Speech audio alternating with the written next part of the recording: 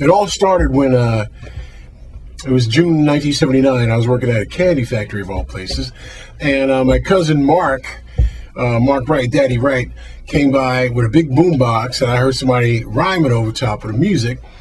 And I said, "What is that?" Because I'd been a big jazz and rock and R&B fan, old school Miracles and James Brown and all that. And he said, "That's a new thing. That's rapping." So I listened. But this particular person was saying the same thing over and over, and I didn't particularly care for it. But I found myself making up rhymes at my job, and I kind of liked what I was thinking up. And my cousin had a DJ group called Sound on Sound, and like 2 weeks after hearing this, I said, "Let me join the group." It was, you could meet, back then it was meeting the girls. The show wasn't for any money. And I joined the group, and we got pretty popular around Bergen County, New Jersey. And I had run into Hank, Big Bang Hank, at a pizza parlor called Crispy Crust on Palisade Avenue in Englewood. And he used to hook me up with these gigantic slices that were like the size of a quarter of a pie. But I didn't know he rhymed. And I didn't know G, but I would see Master G at these different battles that we'd have. It was us, Sound on Sound, like 13 guys, against him and his DJ, and he would always use this daggone echo box. Yes, y'all, to the beat, y'all, a beat, y'all. And I said, "Oh, God, here's this guy with this echo box again. We got to battle him." But he stood his ground. He was nice with his. And one day we heard that a lady by the name of Sylvia Robinson wanted to do a record, but she didn't know exactly who to get. I think she contacted Starsky at first, and I don't know how that didn't work out. But she ended up trying to get one of the guys in my group called Casper. He had a really clear voice, like almost a limerick type of delivery, but it was real nice. It was real fly. And his father worked for Atlantic Records, and his father said, "Don't do it." So they were left in a quandary. They didn't know who to get, and someone told Joey about Hank, that Hank could rhyme. And Hank was working at a pizza shop, and they went down to Palisade Avenue and asked Hank to get out of the pizza shop, close it up, and audition for them right there in the car with pizza dough and flour all over him.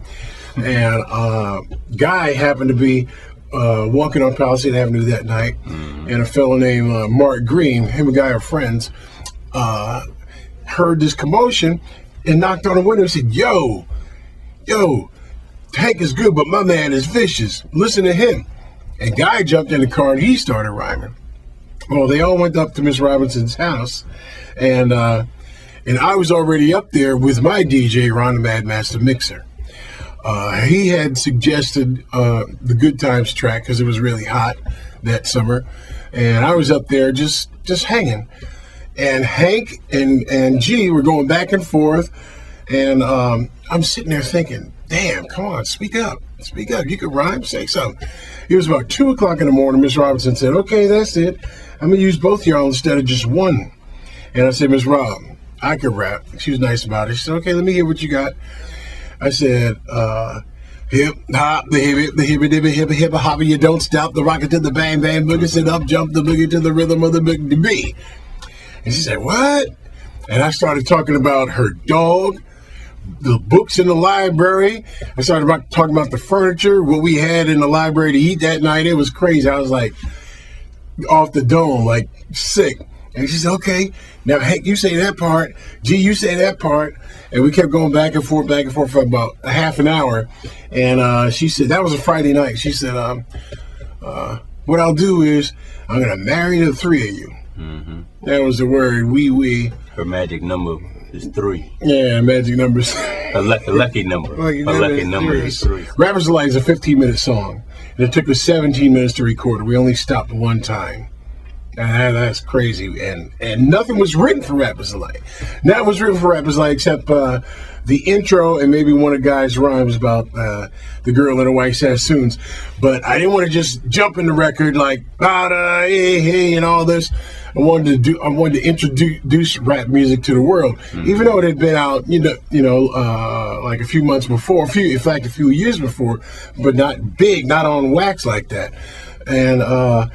I thought of the old Outer Limits show, where they used to say, now do not adjust your set, and all this. So I said, now what you hear is not a test. I'm rapping to the beat. But it was crazy. The record just took off sick. Just like to add that,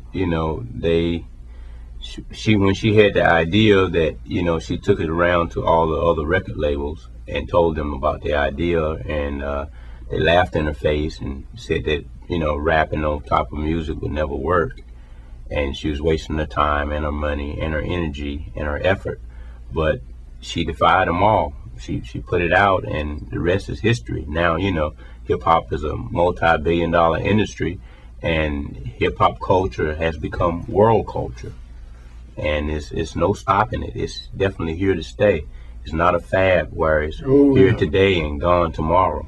You can't turn on a TV set, you can't listen to a radio, you can't do anything without seeing some type of form of hip-hop.